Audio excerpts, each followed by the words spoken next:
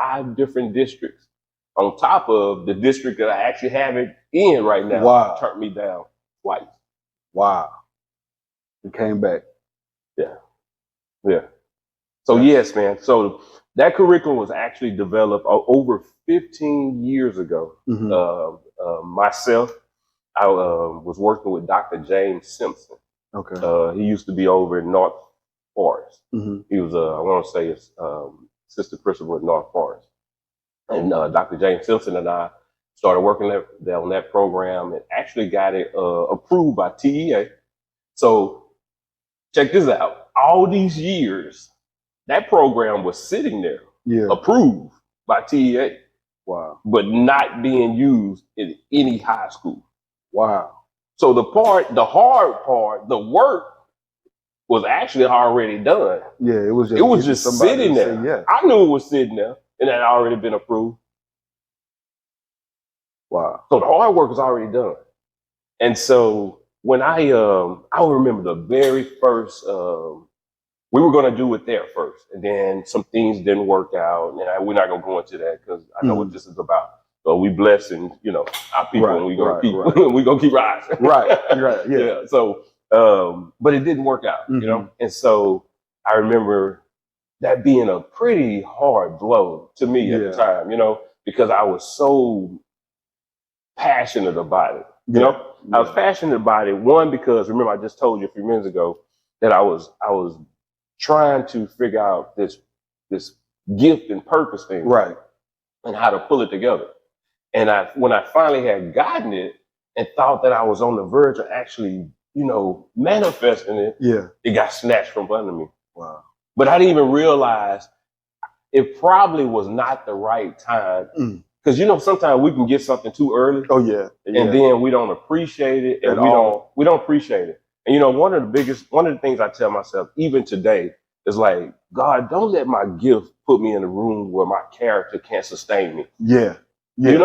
And so that would have been one of them times where my gift would have put me in a room where my character at that particular time was not even ready for that. In all honesty, even though I could talk the language, but at the same time, what came with that and what comes with that, I probably wasn't ready for that at that particular time. Yeah. And so I will say every no was an opportunity for me to go back and learn more about what I need to know in order to get the yes. And it was those years of developing what I need to know about these no's that I keep getting so I can get to the yes. And eventually they ran out of no's because more no's. I had all the answers. I had all the answers. I'm ready for that one. Well, that happened 7 years ago. I'm ready for that one. So they ran out of no's. Let's get it. And I said, yeah, man. So, but I will say, like, I thank Spring ISD for saying yes. Yeah, I thank them for finally saying yes and giving not me an opportunity, but saying yes to all of these young men and women that's going to take advantage of this program and already taking advantage of this program. Because as we speak, this program is going right now. Right. We're in the process of taking this program to other districts. Wow. Yeah, because what that did is they looked at concept. They didn't even realize what they were doing. Yeah. I mean, they opened that door, and then all of a sudden, now this district is looking at it, and that district is looking at it.